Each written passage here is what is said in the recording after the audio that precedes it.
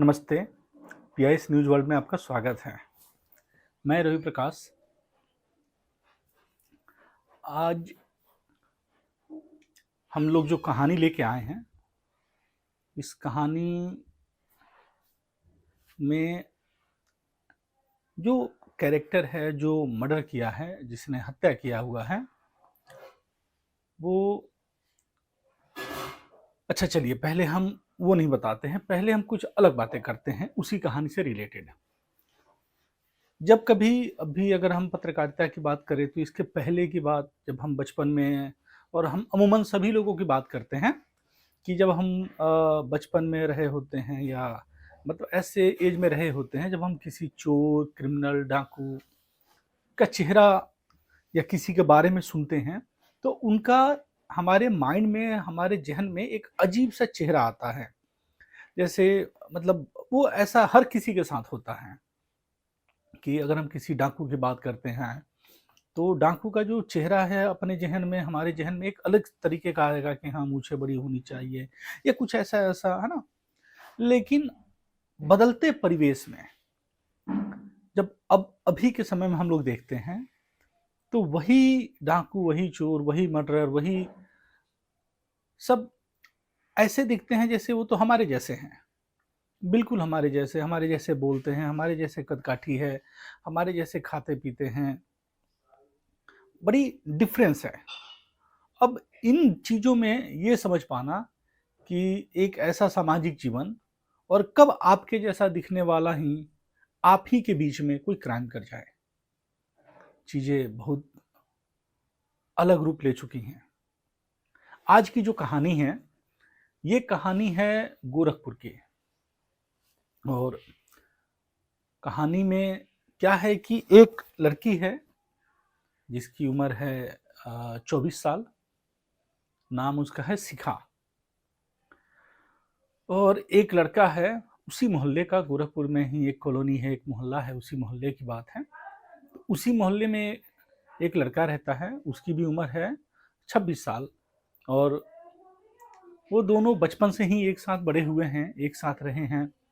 तो धीरे-धीरे एक दूसरे को जानते-जानते आज के समय में मतलब उनके बीच में प्यार हुआ और प्यार इतना आगे बढ़ा कि अब वो एक दूसरे से के बिना रह नहीं सकते थे।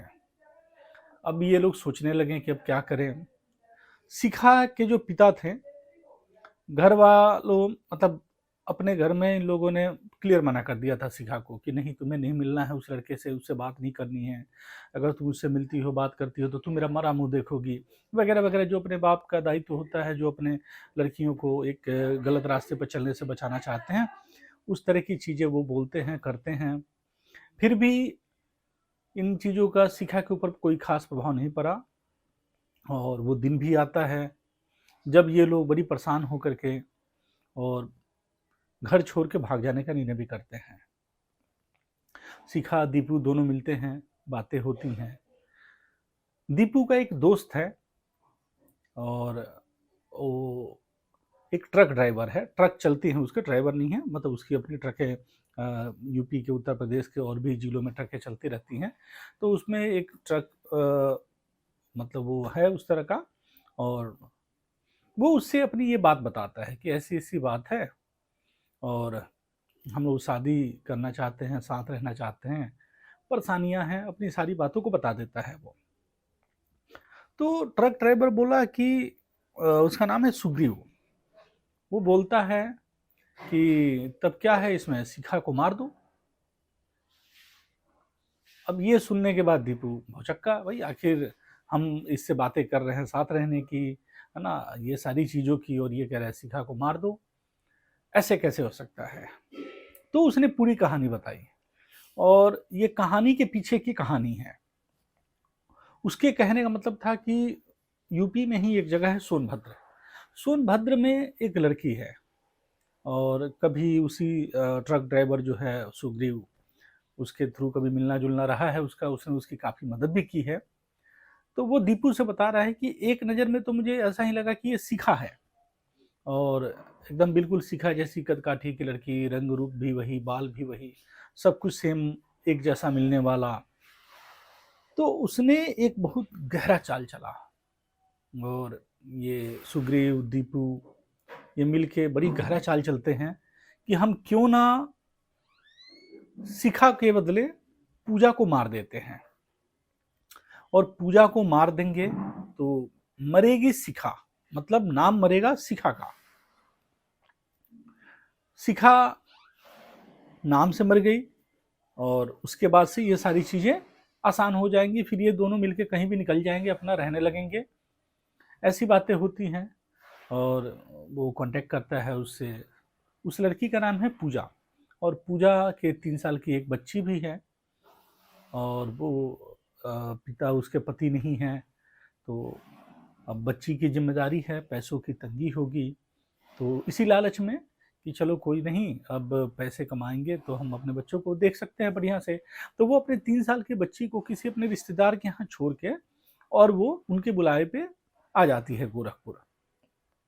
गोरखपुर आने के क्रम में क्या होता है कि अब ये जो ड्राइवर है और उसके गाड़ी में एक खलासी है, ये दोनों जब गोरखपुर के समीप आते हैं, गोरखपुर से थोड़ा सा पहले रहते हैं, तो रास्ता थोड़ा सा टेढ़ा मेढ़ा होगा और जंगली टाइप का रास्ता होगा, जंगली एरिया होगा।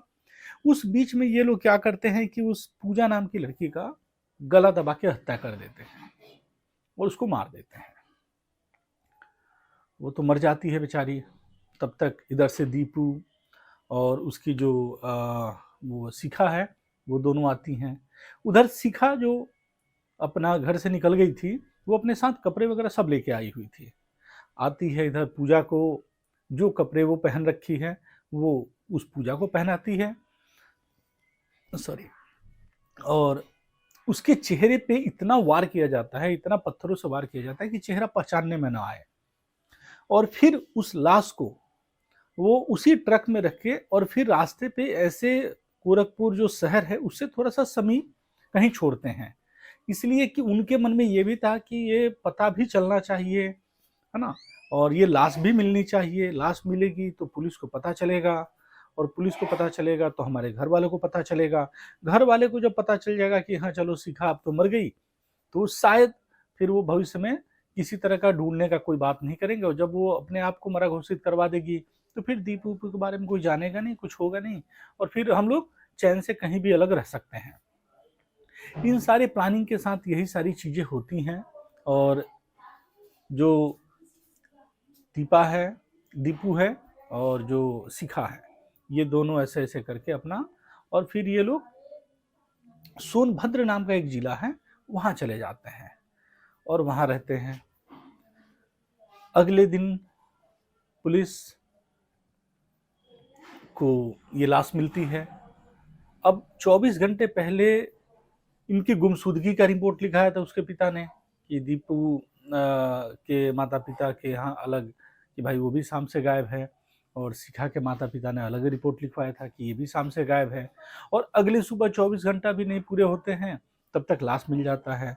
अब ये जो केस गुमशुदगी का था और भूलने का था, वो अब कन्वर्ट हो जाता है हत्या में। अब ये हत्या हो जाती है। अब उसके शिखा के माता पिता आते हैं, माता पिता आके देखते हैं, माता पिता मतलब उसके घर वाले जो भी आते हैं देखते हैं, तो उसके कपड़े और सारी चीज़ों के स्टाइल से, वो सारी चीज़ों से लगता है कि ये चलो ये शिखा ही है, और ये लोग मान जाते हैं कि ये शिखा है। फिर पोस्टमार्टम के लिए लाश जाता है, और उसके बाद से फिर वो अपना दाह संस्कार जो भी क्रियाविधि होता है अपना सब करा लेते हैं, वो लोग कंप्लीट हो जाता है। लेकिन अब जब भागे दोनों थे, दीपू भी भागा था, शिखा भी भागी है, शिखा की लाश मिल गई, तो अब दीपू कहाँ है इस बात को लेकर के पुलिस को फिर चिंता हुई। तो अब वो दीपू के चक्कर में कि दीपू को ढूंढे, और उसके लिए तो उसके लगभग सैकड़ों दोस्त, 50 दोस्त को उसने पुलिस ने कांटेक्ट किया। कांटेक्ट करने का नतीजा ये निकला कि अब सबसे लास्ट में जाकर के किसी दोस्त ने बोला कि हो सकता है कि दीपू सोनभद्र में हो। तो ऐसा क्यों? तो नहीं, पिछले कुछ दिन पहले भी वो वहां था, ऐसा उसने बोला। बोलने के बाद उसने कोई पता भी दिया। पुलिस शादी वर्दे में जाती है और वहां जाके और देखती है गेट खुलवाती हैं। गोरखपुर की पुलिस है, वहाँ की लोकल पुलिस है, दोनों मिलके जाते हैं, वहाँ देखते हैं। तब तक क्या होता है कि जब ये गेट पे आवाज़ करते हैं, नॉक करते हैं, तो गेट खोलने वाला वो शिखा है। अब पुलिस उसे देख करके भौचक्का, आखिर ये क्या माजरा है अब, कि अब गोरखपुर के उसमें से एक ऐसा भी पुलिस था जो कि देखा हुआ था, फोटो भी देखा हुआ था शिखा का। तो वो लोग अचरज में थे कि आखिर जब ये शिखा है तो वो जो मरी है वो कौन है। फिर उसके बाद से दीपू आता है बाहर, पुलिस दोनों को पकड़ लेती है, पकड़ के लेके आती है गोरखपुर थाने में, बैठाती है उनको। और फिर उनकी थोड़ा बहुत होता है कुछ जो होता है पुलिस का अपना सिस्टम। फिर ये लोग अपनी कहानी बताते हैं, और ये अपनी कहानी बताते हैं और उसमें वो सारी चीज़ों को बताते हैं कि जैसे उन्होंने किया। अब कहने का मतलब ये है कि देखिए ये लोग एक साथ रहने के लिए किसी ऐसे आदमी का कत्ल कर देते हैं, हत्या कर देते हैं जिसका ना उनसे कोई दोस्ती था, ना दुश्मनी था, उसकी बच्ची अनाथ हो गई, सब कुछ उसका खत्म हो गया। तो पुलिस वालों ने बोला भी, या इस तरह के लोगों ने बोला भी कि तुम तो चाहो तो ऐसे भी साथ रह सकते थे, आगे चल के गार्जियन मान भी जाते, सारी चीजें हो जाती ठीक से। तो नहीं, लड़की ने बोला, शिखा ने बोला कि नहीं, हम ये चाहते थे कि ऐसा कुछ ना हो, और प्यार में आदमी ऐसा कर जाता है, ये एक ऐसी बातें हैं जो कि इसको माना जा सकता है, ये हो सकता है, ऐसा किया होगा इन लोगों ने। तो वो बताती है कि नहीं, मैं हम लोगों ने सोचा कि अगर शिखा नाम से मर जाती है तो फिर शिखा को ढूंढने के लिए कोई नहीं आएगा, जब शिखा को कोई नहीं ढूंढेगा तो फिर दीपू को भी नहीं ढूंढेगा, और फिर ये दोनों अपने जीवन को एक अच्छे तरीके से, एक अलग मतलब जगह पे एक गुमनाम तरीके से जी सकते हैं। अब पुलिस ने तफ्तीश किया, कोर्ट केस बना, इनको जेल हुई, जेल इनको उम्र कैद की जेल हो गई, और जेल में काफ़ी टाइम रहे भी। लेकिन कहानी में एक ट्विस्ट और आता है, और ये ट्विस्ट है कि ट्विस्ट बड़ी अलग सा है ये। अब आप समझ सकते हैं कि जिसके लिए, जिस जीवन को जीने के लिए इन लोगों ने किसी अनजान को मारा था, जब इनकी जमानत हुई तो जेल की सलाखों में जब ये रहे तो इनका सारा प्यार खत्म हो गया। जब ये जेल से बाहर निकले तो ये दोनों अलग अलग हो गए, दोनों ने एक दूसरे से डिवोर्स ले लिया, और ये दोनों अलग अलग अपना अपना जीवन जी रहे हैं। आज की कहानी बस यही है, और बाकी आप अगर हमारे चैनल पर नए हैं तो आप हमारे चैनल को लाइक करें, सब्सक्राइब करें और कमेंट जरूर करें। धन्यवाद।